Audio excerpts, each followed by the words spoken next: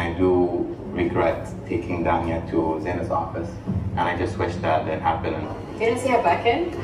Sure. No, it's obviously borrowed. Hey! In my bag just in case. If anyone disrespects anyone and things get heated, I'll give them the lighter and let it burn. Farhanna, if this comes out, you have to deal with me.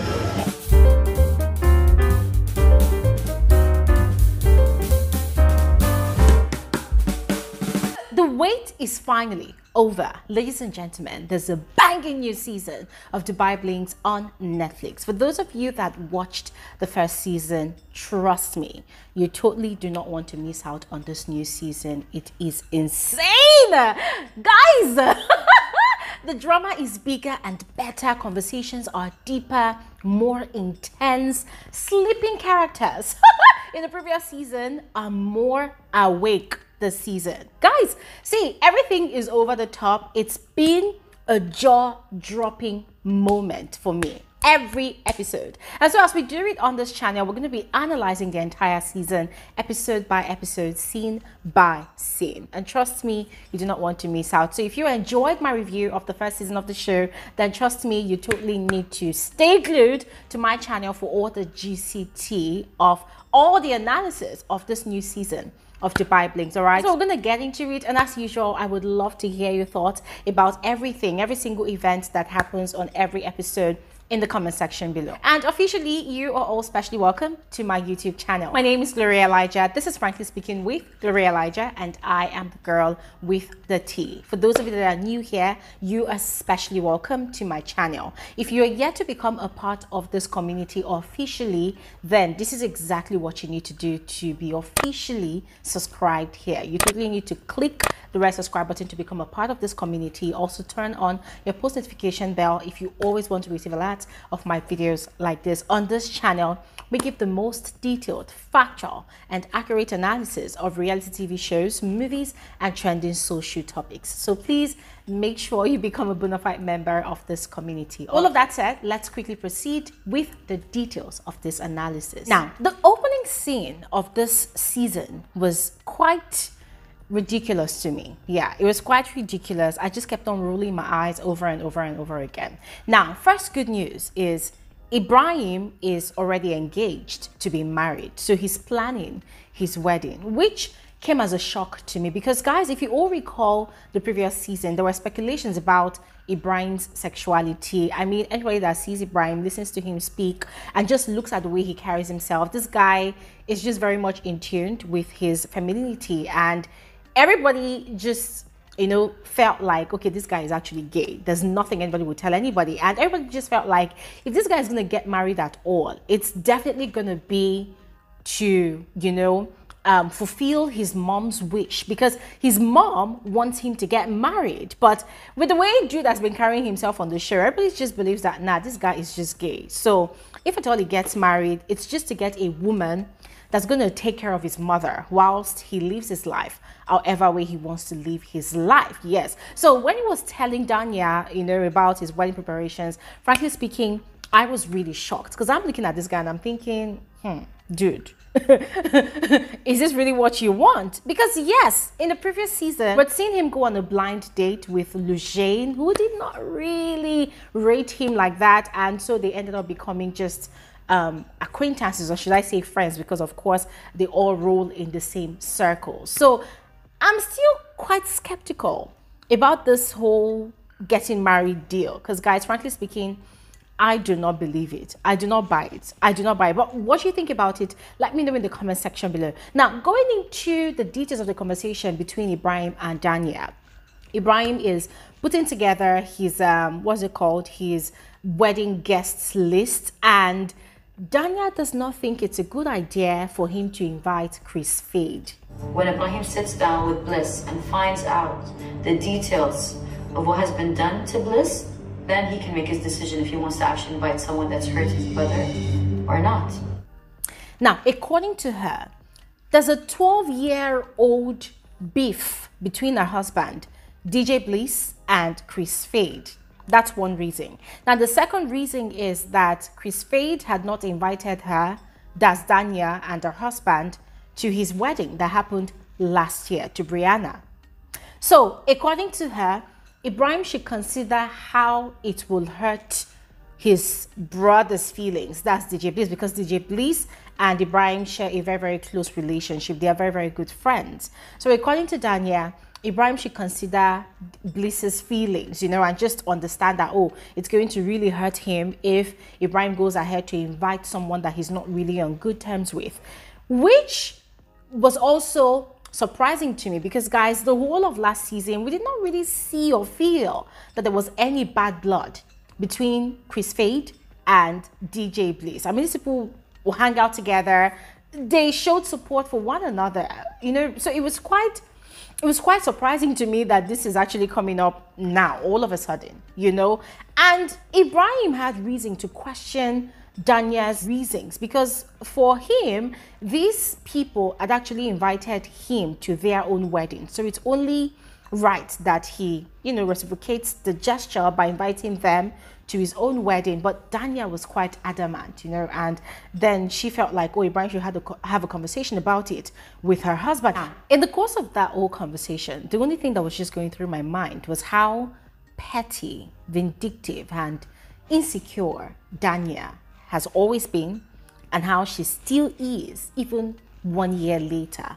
Because, ladies and gentlemen, it just doesn't make sense to me why people believe that the full proof, the true proof of loyalty in friendship is when their friends, inherit their beef that they have with someone else. Because that was exactly what Danya was demanding of Ebraheem. But at the same time, I just couldn't really blame her 100%, because if you think about it, Ebraheem had issues with Zeina, but then automatically Danya inherited that beef. Imagine following Ebraheem, all because of loyalty, to Zeina's office to create a scene and to even be the one to fight with Zeina. Guys, it just did not make sense to me. And I was looking at these two people, and in a way, Ebraheem was sounding like the reasonable person right there. But at the same time, you could tell that he's sort of tied, like his hands are tied in that situation, because, hey, this woman literally went all out to go and fight your battles for you. Now, you are regretting your actions. You're regretting what you've done, but she feels like you owe it to her to reciprocate that same toxic energy.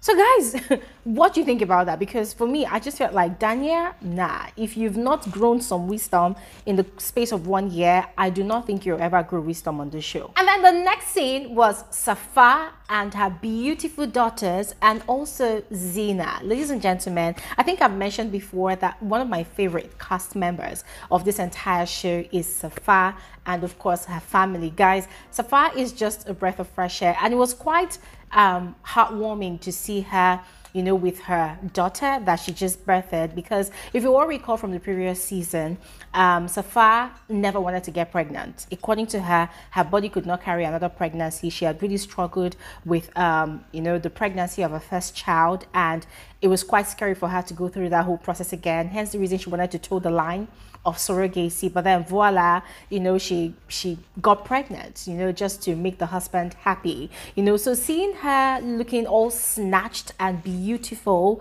and petite, with her newborn baby, guys, it was just really heartwarming to see, and I was just genuinely happy for her. But then there's a problem.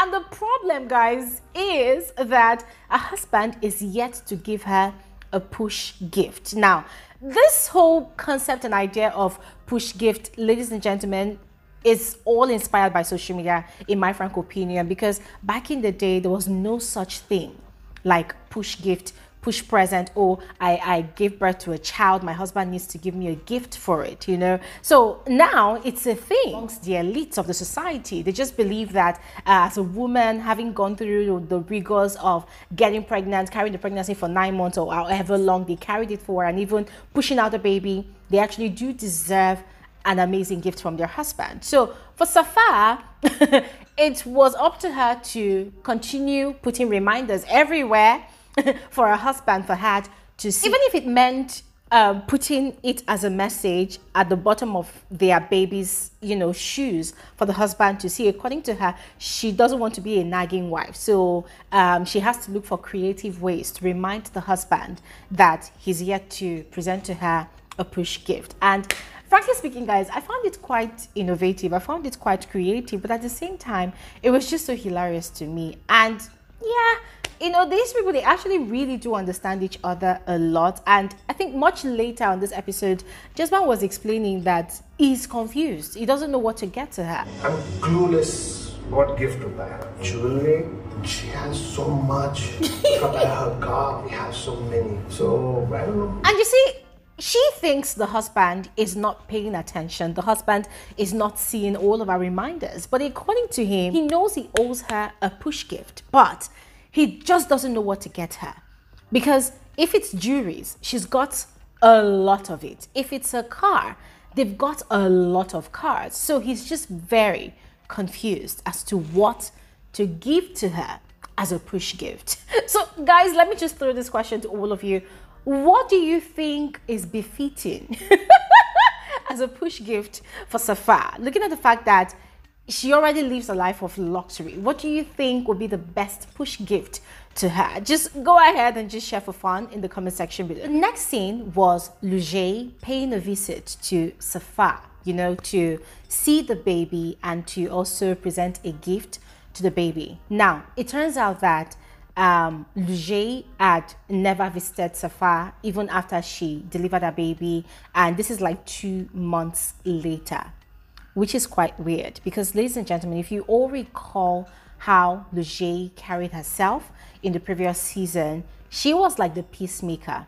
She was the one that wanted everybody to sing Kumbaya every time they met. She was like the mediator between everybody that had issues in the group. She was like the reasonable person. She was like the mature person, the emotionally intelligent person, the one that observed all social etiquettes in the group. The one that was even more in tune with her spirituality, the one that even volunteered to help Loujain connect with her missing mom of many years.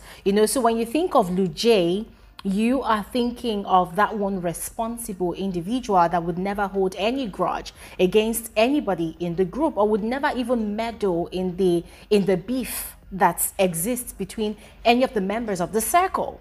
So it was quite shocking for me that 2 months later, Lojay was just visiting Safa. And Zeina was there. For Safa, it was really weird because it was unlike Lojay. For Lojay, she owes nobody any explanations that she's been very busy with work. She's been very, very busy, and she paying that visit is just to fulfill her obligations, to the baby.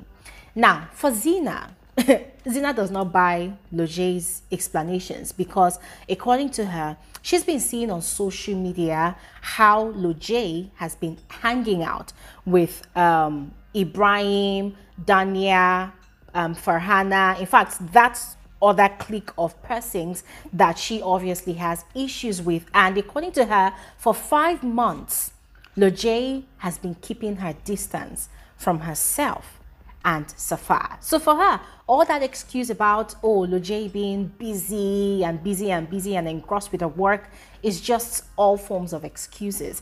And guys, frankly speaking, I just could not help but agree with Zeina because, ladies and gentlemen, there's this saying that, no matter how busy you are, you will always create time for those people you see as a priority in your life. So if Lojay is saying that she's been busy, but she still has time to hang out with Ebraheem and even flaunt it on social media, knowing fully well that Zeina and Safa will see, then there's a problem somewhere.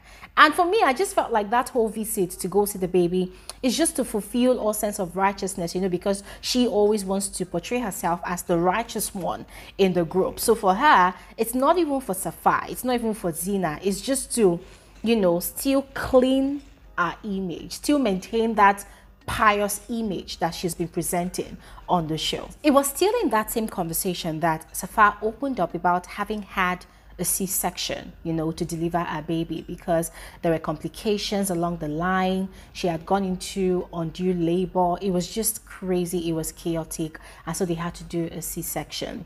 And Lojay also informed the ladies that she was planning a getaway outside Dubai for everybody to come together. You know that it's been over a year and they had not, you know, really been in each other's space, which once again, guys, I just found quite suspicious, and my suspicions were proven right. You know, later on, I'm going to talk about it, but I just felt like she had something up her sleeves. She wanted to instigate shit with this so-called get together, and that was exactly what happened. Because for me, I just did not understand what she meant by, she wanted to bring everybody together, blah, blah, blah, blah. She made it look like, she wanted to ensue for peace.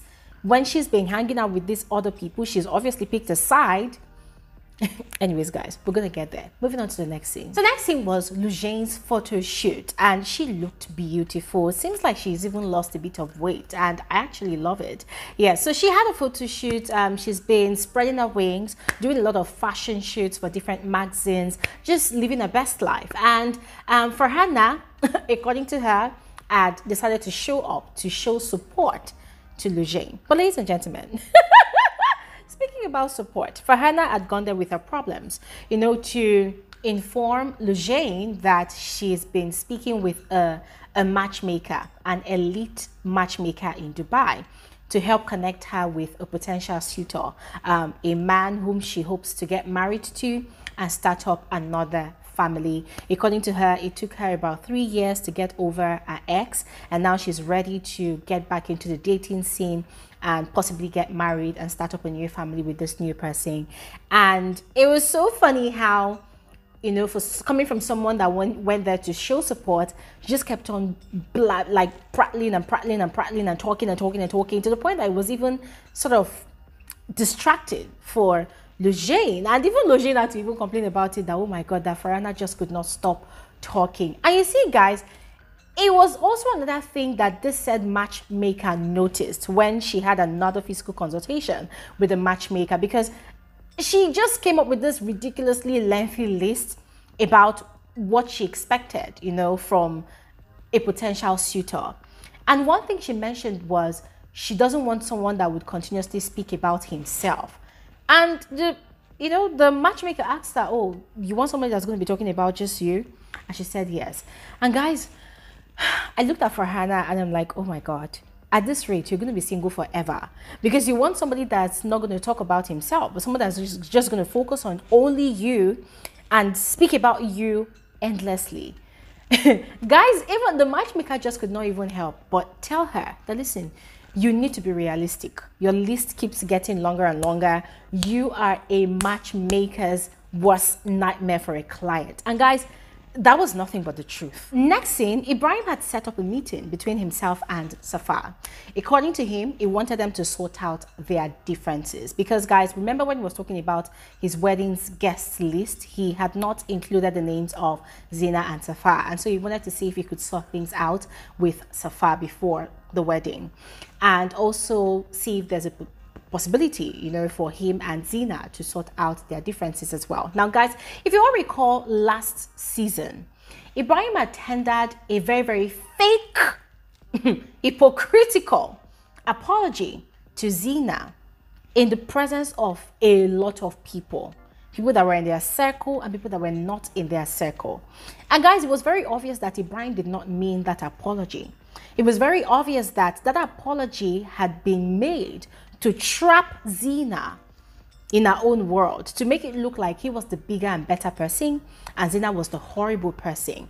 And that's how Lojay had bought into all of Ebraheem's fakery, which, I mean, obviously has made her now take Ebraheem and Danya's side and, you know, not Zeina's side, because according to her, Ebraheem did the right thing, Ebraheem is whatever. And if you all recall, still she was the one that even advised Ebraheem to apologize to Zeina, whether she accepts the apology or not. Guys, she was the one that actually put that idea into Ebraheem's head, which makes me wonder if Lojay has a personal beef with Zeina that we all do not know about. And guys, I'm going to be looking forward to the end of this particular season to see if it will all be revealed at some point in time. But anyways, back to Ebraheem's conversation with Safa. This dude was claiming that Zeina has been saying a lot of nasty things about him behind his back.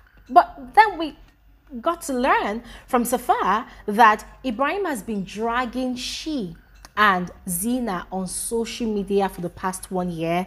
He's been spreading a lot of negative, like just literally slandering them all over Dubai, all over social media. And Ebraheem did not even deny it. For him, it was like, oh, there's nothing malicious there. But guys, production showed us one of those clips he did on Instagram. And guys, it was very, very demeaning. Very, very demeaning. And I'm like, this guy is so oh my god. But anyways, he was telling Safa that he knows that she's a good person, but without Zeina. But in the same breath, he was still talking about, oh, how he would like to make peace with Zeina. But then I love the fact that Safa told him that, listen, you can't really make peace with me if you don't make peace with Zeina. But then it was also weird that they actually hugged things out. They made up.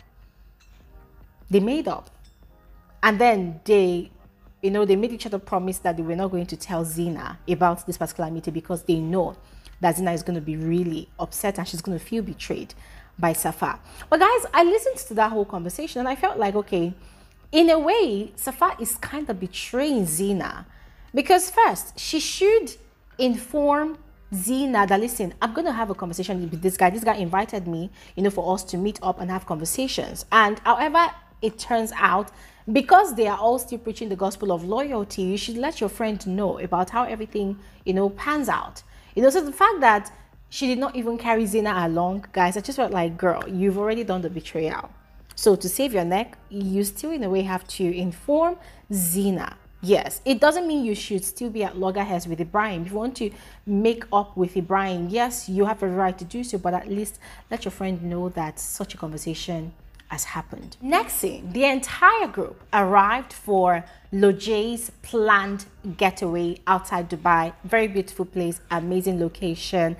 And first conversation that we saw was between Ebraheem, Danya, and her husband, DJ Bliss. And guys, that was where we learned that this particular beef between DJ Bliss and Chris Fade, it's just a thing of DJ Bliss being upset that Chris Fade is living the life he would have lived by virtue of him being the first to be practicing this radio hosting, media presentation thing that Chris Fade is actually known for now. Started when I was on radio and he was on radio. I was on a breakfast show on a radio station and then he just moved to Dubai. When I was doing my radio show and TV, the only person who's ever competed with Chris on a media level has been me.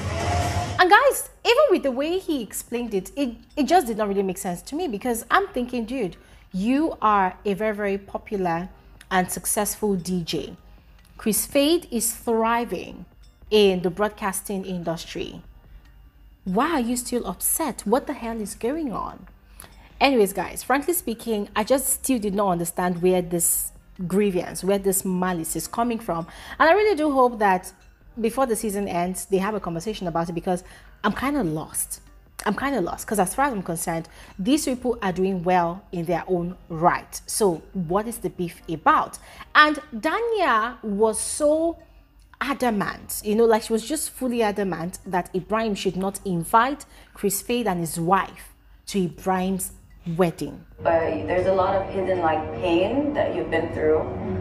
I don't know how you feel because we also how we weren't invited to their wedding for no reason. Which once again just really, irritated me about this Danya's personality because I'm thinking, girl, it's not even your wedding. It's not even your wedding. How can you want to use someone's wedding as payback for your husband's 12-year-old malice? It doesn't really make sense. Next scene was both hilarious and kind of sad. I just felt like, nah, Safa is a cheap gossip. And you know what's really annoying about the way Safa gossips? She just says these things and she kind of forgets that she actually said it. You know, it's like she has a running tap for her mouth. She opens her mouth and whatever she's thinking just comes out of her mouth. I just feel like Safa sometimes does not know how to control her thoughts. Whatever she's thinking, as long as Zeina is there, she'll just open her mouth, wow, and she'll just spill it out. And that was exactly what she did, you know, about Farhanna's Birkin bag. You didn't see her Birkin? Sure. No, it's obviously borrowed. Hey! I don't know, like, kind of walking around with a Birkin and a dust bag. That's not how you carry Birkins. So Farhanna had come to the getaway with a Birkin bag, which she was still carrying inside the dust bag. And guys, frankly speaking, Safa's thoughts and questions are actually valid, because who goes out with their bag still in the dust bag? It doesn't really make sense. And just as Safa rightly said, when you own a Birkin bag, you want to be proudly showing off your Birkin bag. Why are you hiding it inside the dust bag? But then where I felt like Safa was just being a bit petty was where she said that, that Farhanna probably borrowed the Birkin bag. And I'm like, no, sis, that is just one thought that should have remained in your head. And she did not stop there. There was also the talk about Danya and DJ Bliss's car, the car they brought to the getaway. According to Safa, they probably rented it because she had seen them at the boot. They were struggling to shut the boot, but because they could not operate the car, they did not know how to do it. I'm like, chai, this woman, your mouth will put you in trouble. It will put you in trouble. Still in that conversation, Zeina and Safa could not help but, you know, think out loud about why Lojay had decided to invite everybody, you know, to this getaway, looking at the fact that she's fully aware that there's an issue between two groups in the circle. For Zeina, she does not really mind being around Danya and Ebraheem, you know, because when she makes plans, she doesn't allow issues anywhere or anybody, you know, to tamper with her plans. You know, for her, she's good and she's ready for anything. But Safa, on the other hand, began to fret because now she is seeing that she shouldn't have had that meeting with Ebraheem, you know, behind Zeina's back. For her, she should have told Zeina all along, and she feels like at some point they would need to have that conversation because she knows that if Zeina finds out, Zeina will be very, very upset with her. And, you know, frankly, listening to Safa's confessional, ladies and gentlemen, I just felt like, nah, this getaway is going to turn a disaster if she does not take control of that conversation, of that situation. At some point in time, she would need to talk. Moving on, it was later in the evening and the group were to have dinner. Everybody showed up looking regal, all glammed up, looking amazing. The ladies were looking stunning. And when Ebraheem arrived, it was so awkward between him and Safa. You know, they are keeping it a secret that they've actually resolved their differences. They're keeping it a secret from Zeina and the rest of the group. So even though Ebraheem was saying hello to everybody, Safa could not really look him in the face. But then when Ebraheem went to sit, he was staring at Safa. Safa could not match his gaze. Guys, it was such an awkward moment. It was so hilarious as well. And Safa was still, you know, panicking that, oh my God, what if Zeina finds out? And once again, Safa started doing what Safa normally knows how to do best at such, you know, social gatherings. You know, Danya arrived with her husband, DJ Bliss, looking quite funny, if I'm going to be honest with all of you. I mean, I just did not understand what she was wearing. That dress with the balloon at the bottom, guys, frankly speaking, I just was like, isn't that too much for a dinner? Yes, the theme of the dinner was, you know, is it blings and glam and whatever, but she literally wore a balloon. And frankly speaking, I just could not help but agree with Safa's description of whatever Danya was wearing. It was quite funny. Flo invited us to this event. She told us, like, glitz and glam. I didn't realize that she thought it was a circus thing. But at the same time, I just felt like, Safa, just look away. It's not everything that you see that you comment on. Just look away. Otherwise, you're going to be poking holes in your own bubbles. They will come for you. And I don't know if you can actually match up their energy. But anyways, Dina was looking splendid. Everybody was just having fun, having conversations. And then Lojay arrived and gave a toast to friendship, you know, to them coming into a new year with new goals and new whatever. And even where she even stayed to give that toast, according to her, she tried to stay in the middle because she did not want it to seem like she was actually taking sides. But guys, there was something she said during her confessional that if anybody tries to disrespect anybody, that she had come with the lighter, she was going to help them burn things up. But then, quite ironically, she was the one that was the shit starter at that dinner, because it was quite confusing for me that everybody was seated at that table, everybody was gathered there, you know, conversations was flowing, and before we knew it, she stood up, left the table, but before leaving, she called on Farhanna and Danya and Ebraheem to follow her to the back of the dinner table.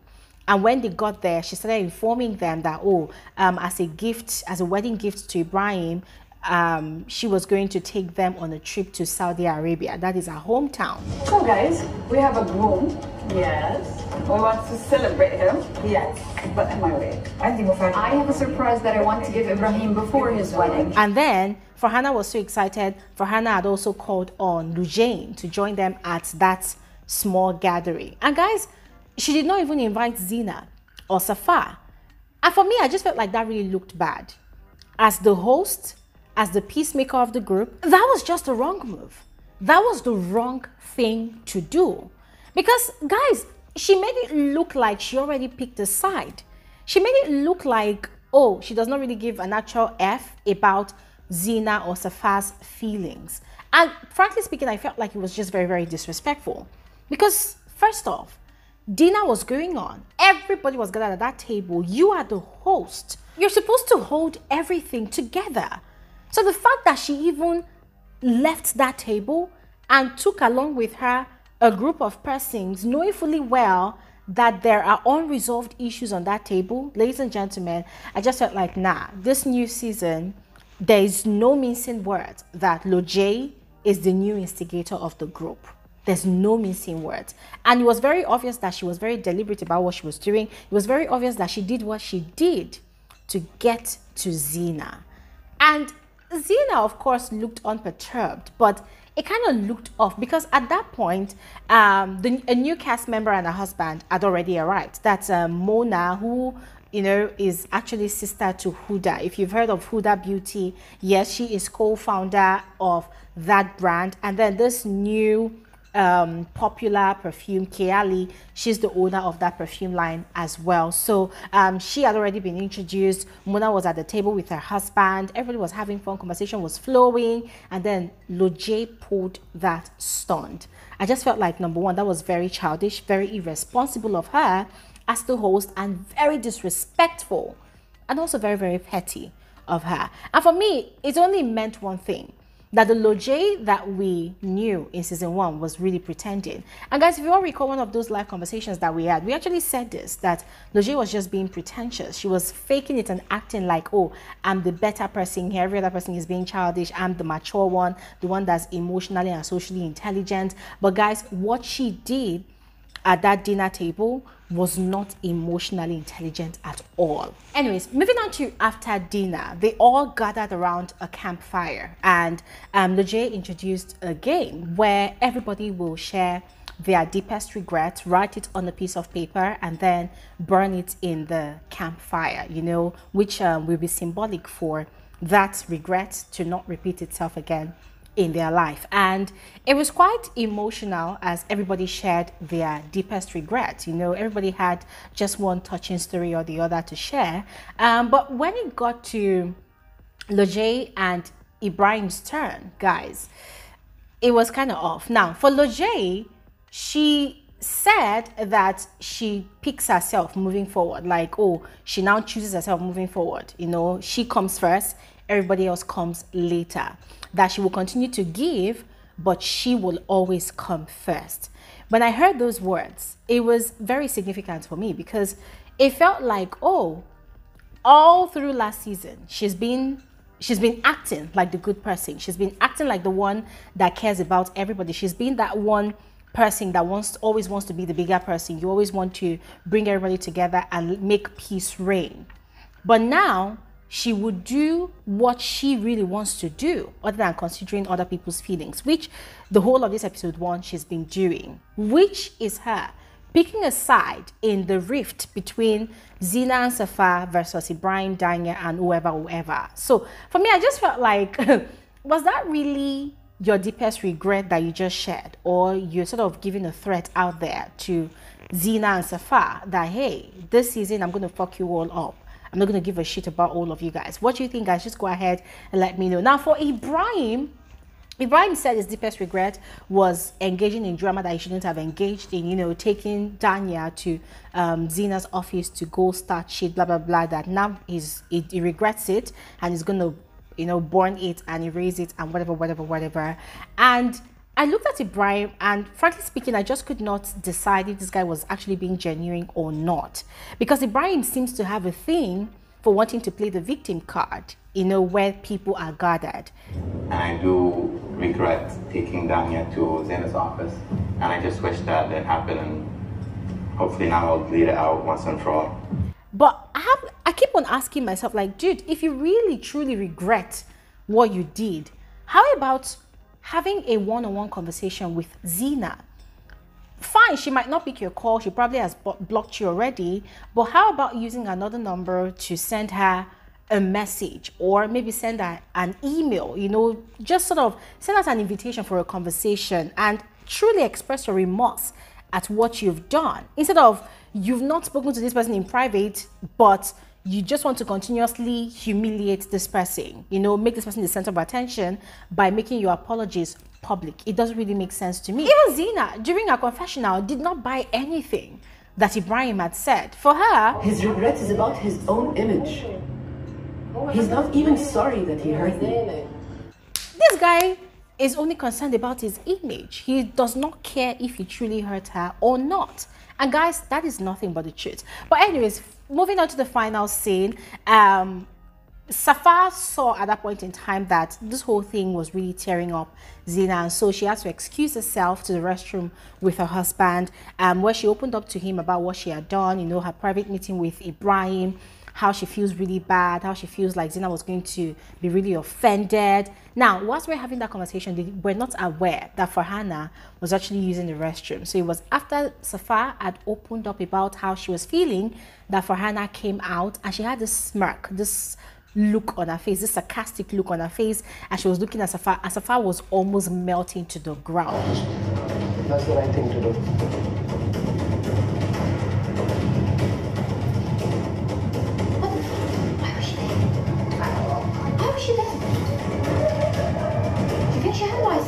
She was shocked, but she knows Farhanna too well. She knows that Farhanna has a big mouth, and Farhanna was going to go ahead to spread what she has heard, you know, to the other members of her own crew.